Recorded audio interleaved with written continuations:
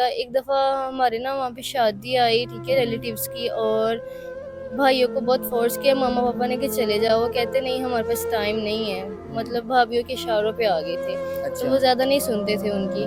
तो मामा और पापा शादी पे गए तो ऐसे ही अचानक उनकी ना कार एक्सीडेंट में डेथ हो गई। तो अच्छा। उसके बाद घर का माहौल ना बहुत संगीन रहने लग गया, ठीक है, गमगीन। उसके बाद घर का माहौल सारा ख़राब हो गया था। हुँ। भाभी आपस में लड़ती थी, ठीक है, वो भाइयों को भड़काती थी। हुँ। तो ऐसे ही दोनों भाइयों की भी आपस में लड़ाई होने लग गई। अच्छा। एक दफ़ा बड़े भाई ने छोटे भाई से लड़ाई की और छोटा भाई कहने लगा कि मैंने इनके साथ नहीं रहना, मैंने अलग रहना है, ठीक है। अच्छा। तो वो मतलब घर छोड़ के चला गया, वो अपने ससुराल में ही शिफ्ट हो गया।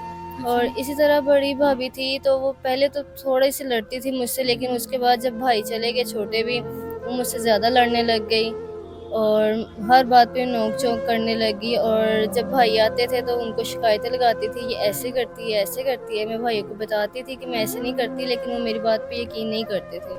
अच्छा। और मैं इन सब हालात से इतना तंग आ चुकी थी, मेरा दिल नहीं लगता था, क्योंकि ज़िंदगी बहुत लंबी है जिसको हुँ। गुज़ारा जाता है। तो हुँ। मैं ज़िंदगी गुज़ार नहीं रही थी, बस दिन गुज़ार रही थी कि किसी तरह दिन मेरे गुज़रे, मेरी यहाँ से जान छूटे। सारा दिन घर के काम करती थी मैं, हुँ। और उन्होंने बचा-खुचा मुझे खाना देते थे, ठीक है। हुँ। मेरे ना दिल में ऐसे ख़यालात आने शुरू हो गए कि ऐसी ज़िंदगी से तो हुँ। मौत ही अच्छी है, मैं मर जाऊँ वही अच्छा है, जो मैं हुँ। यहाँ पे दिन गुज़ार रही हूँ, हुँ। इससे अच्छी तो मुझे मौत है। अस्सलाम वालेकुम नाज़रीन, मैं आपका अपना मेज़बान ज़ुबैर राजपूत। हमारे साथ 19 साला फ़रह मौजूद हैं।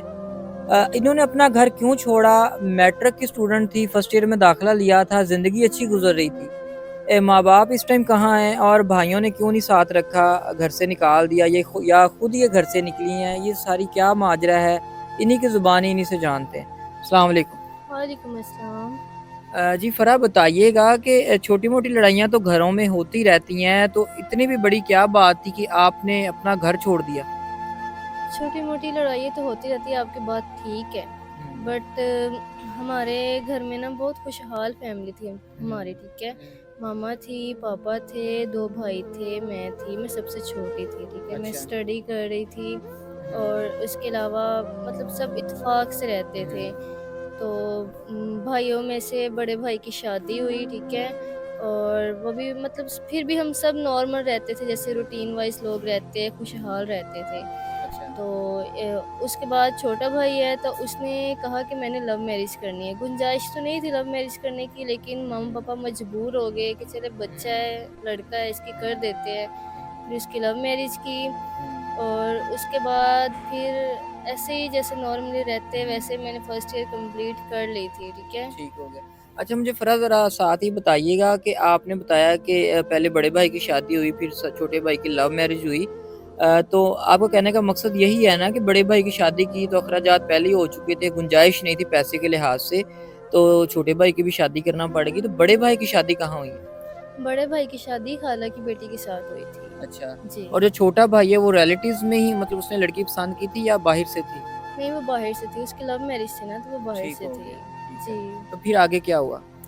आगे फिर कुछ नहीं, ऐसे जैसे खुशहाल रहते वैसे रह रहे थे, और दोनों भाभी थी तो उनकी आपस में ना नोक-झोंक होती रहती थी। लेकिन बड़े अच्छा। थे, माँ-बाप थे सर पे, वो समझा हुँ। देते थे दोनों को। हुँ। तो लेकिन वो फिर भी नहीं समझती थी, और ऐसे ही गुज़ारा हो ही जा रहा था ज़िंदगी का। एक दफ़ा हमारे ना वहाँ पे शादी आई, ठीक है, रिलेटिव्स की, और भाइयों को बहुत फ़ोर्स किया मामा-पापा ने कि चले जाओ। वो कहते नहीं हमारे पास टाइम नहीं है, मतलब हुँ। भाभियों के इशारों पे आ गए थे, तो अच्छा। वो ज़्यादा नहीं सुनते थे उनकी। हुँ। तो मामा और पापा शादी पे गए तो ऐसे हुँ। ही अचानक उनकी ना कार एक्सीडेंट में डेथ हो गई। तो अच्छा। उसके बाद घर का माहौल ना बहुत संगीन रहने लग गया, ठीक है, गमगीन। अच्छा फ़रा बताइएगा कि पहले तो आपके माँ-बाप थे, तो आपकी जो भाभीयों की छोटी-मोटी नोक-झोंक होती थी, तो माँ-बाप बड़े जो बुज़ुर्ग होते हैं घरों के अंदर वो समझा देते हैं, वो मतलब बेटों को भी समझा देते, रिलैक्स कर देते, घर के माहौल को मेंटेन रखते हैं, ठीक है? तो जब आपके वालिदा इस दुनिया में नहीं रहे, डेथ हो गई उनकी, तो अभी उसके बाद फिर जो घर का माहौल था वो कैसा था? उसके बाद घर का माहौल सारा ख़राब हो गया था। हुँ। भाभी आपस में लड़ती थी, ठीक है, वो भाइयों को भड़काती थी। तो हुँ। ऐसे ही दोनों भाइयों की भी आपस में लड़ाई होने लग गई। अच्छा। एक दफ़ा बड़े भाई ने छोटे भाई से लड़ाई की, और छोटा भाई कहने लगा कि मैंने इनके साथ नहीं रहना, मैंने अलग रहना है, ठीक है। अच्छा। तो वो मतलब घर छोड़ के चला गया, वो अपने ससुराल में ही शिफ्ट हो गया। और अच्छा। इसी तरह बड़ी भाभी थी, तो वो पहले तो थोड़ी-सी लड़ती थी मुझसे, लेकिन उसके बाद जब भाई चले गए छोटे भी, वो मुझसे ज़्यादा लड़ने लग गई और हर बात पे नोक-झोंक करने लगी। और जब भाई आते थे तो उनको शिकायतें लगाती थी, ये ऐसे हुँ। करती है, ऐसे करती है। मैं भाइयों को बताती थी कि मैं ऐसे नहीं करती, लेकिन वो मेरी बात पे यकीन नहीं करते थे। अच्छा। और मैं इन सब हालात से इतना तंग आ चुकी थी, मेरा दिल नहीं लगता था, क्योंकि ज़िंदगी बहुत लंबी है जिसको हुँ। गुज़ारा जाता है। हुँ, तो हुँ। मैं ज़िंदगी गुज़ार नहीं रही थी, बस दिन गुज़ार रही थी कि किसी तरह दिन मेरे गुज़रे, मेरी यहाँ से जान छूटे। सारा दिन घर के काम करती थी मैं, हुँ। और उन्होंने बचा-खुचा मुझे खाना देते थे, ठीक है? हुँ, हुँ। तो मैं जितना भी मर्ज़ी काम कर लेती थी, लेकिन वो मानती नहीं थी कि तुम काम करती हो, भाई को कहती थी कुछ भी नहीं करती। तो ऐसे मेरी ज़िंदगी बहुत मुश्किल हो गई थी वहाँ पे गुज़ारना। हुँ। मेरे ना दिल में ऐसे ख़यालात आने शुरू हो गए कि ऐसी ज़िंदगी से तो हुँ। मौत ही अच्छी है, मैं मर जाऊँ वही अच्छा है, जो मैं हुँ। यहाँ पे दिन गुज़ार रही हूँ, हुँ। इससे अच्छी तो मुझे मौत है। और अच्छा फ़रा मुझे आप ये बताएँ कि इस दौरान आपने बताया कि आप स्टडी भी कर रही थी, आपने पहले मैट्रिक की, उसके बाद आपने फर्स्ट ईयर में दाखिला ले लिया और आपने बताया कि फर्स्ट ईयर आपने मतलब इसी दौरान कंप्लीट कर ली थी। तो जब आप सेकंड ईयर में हुई तो उसकी जो फ़ीस है वो कौन से भाई ने अदा की और स्टडी क्यों नहीं जारी रखी आपने? उसकी फ़ीस बड़े भाई अदा करते थे, लेकिन भाभी मुझे स्टडी करने नहीं दे रही थी आगे। वो अच्छा। लड़ती थी, कहती थी हमारे अपने बच्चे हैं, उनके अखराजात हैं हुँ। और इसकी पढ़ाई है, इसको पढ़ाना है, इसकी फ़ीसें देनी है, इतने महँगाई का दौर है।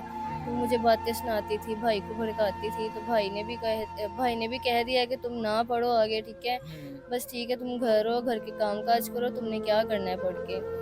मतलब आपके भाई को भी आपकी भाभी भड़काना शुरू हो गईं तो आपने कभी अपने भाई को गाइड करने की कोशिश ही नहीं की कि ये मेरे साथ मतलब ये आपसे गलत बयानी करती है और मैं सारा दिन काम भी करती हूँ और मैं पढ़ना चाहती हूँ, मुझे आगे पढ़ाएँ आप?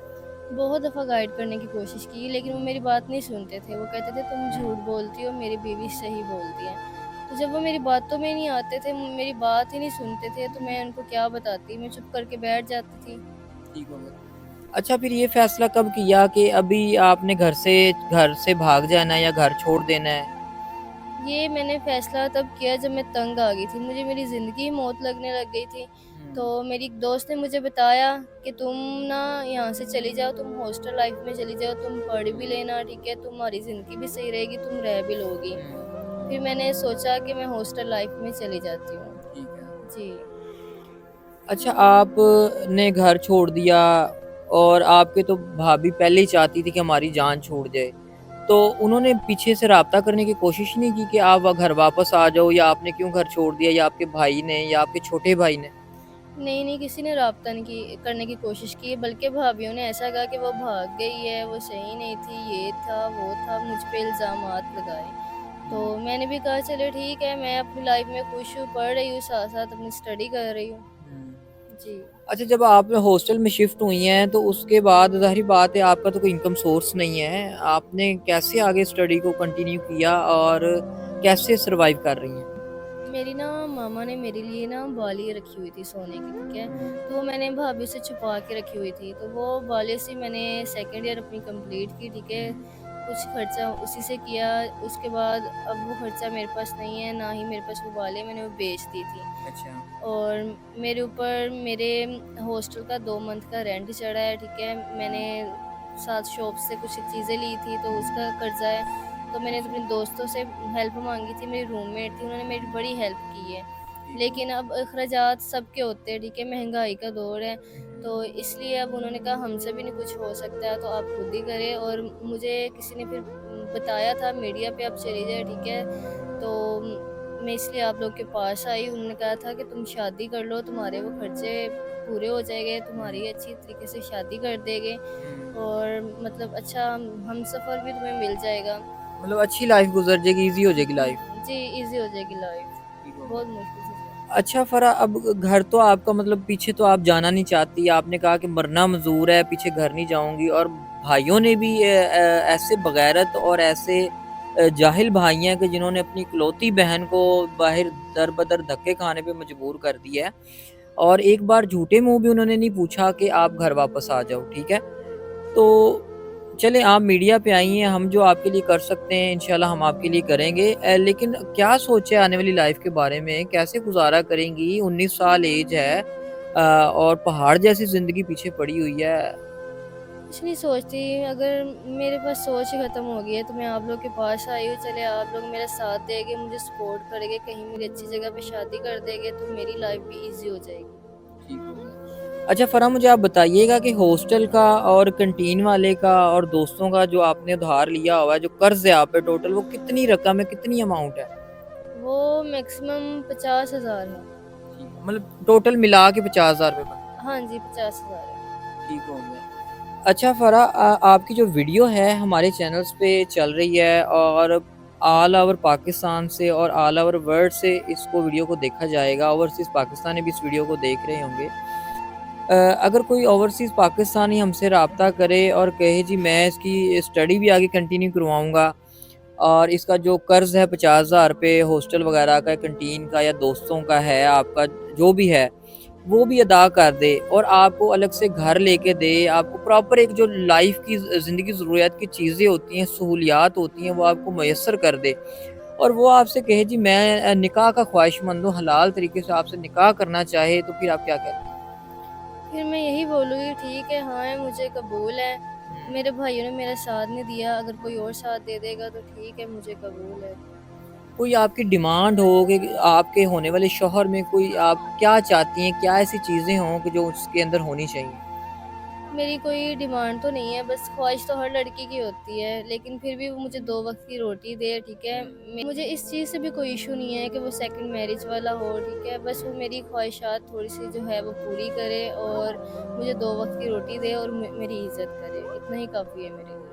ठीक हो गया। मतलब आपको वो इज़्ज़त चाहिए जो आपके भाई आपको नहीं दे सके। हाँ जी, बिल्कुल, जो मेरे भाई मुझे इज़्ज़त नहीं दे सके, अगर वो दे देगा तो वो ठीक है बस। ठीक हो तो जी नाज़रीन 19 साला फ़रा की कहानी उन्हीं की ज़ुबानी आपने जान ली है और भाई मौजूद है दुनिया में लेकिन ना होने के बराबर है। माँ-बाप इस दुनिया में रहे नहीं। बेसहारा हैं, लाचार हैं, बेबस हैं, इस टाइम कोई समझ नहीं इनको आ रही, इनकम सोर्स है नहीं है। माँ की बनाई हुई बालियाँ बेचकर कुछ अरसा तो गुज़ारा कर लिया है, लेकिन मज़ीद अब इनके पास पैसे नहीं हैं, ख़त्म हो चुके हैं। नाज़रीन निकाह करना चाहती हैं हलाल तरीके से अपनी ज़िंदगी को गुज़ारना चाहती हैं अच्छे तरीके से, जिस तरह एक लड़की का हक होता है कि उसकी शादी हो और वो अच्छी लाइफ़ गुज़ारे। तो नाज़रीन अगर आप चाहते हैं कि इनके साथ आपका राब्ता करवा दिया जाए तो चैनल नंबर स्क्रीन पे चल रहा होगा, आप हमसे राब्ता कर सकते हैं और इंशाल्लाह हम आपके लिए एक पुल का किरदार अदा करेंगे। वही लोग राब्ता करें जो सीरियस हों, ना कि कोई डिस्टर्ब ना कीजिएगा, पहले ही बहुत परेशान है और अगर कोई मदद करना चाहे तो वो भी राब्ता कर सकता है। इसी बात के साथ अपने मेज़बान को इजाज़त दीजिएगा, अल्लाह निगहबान।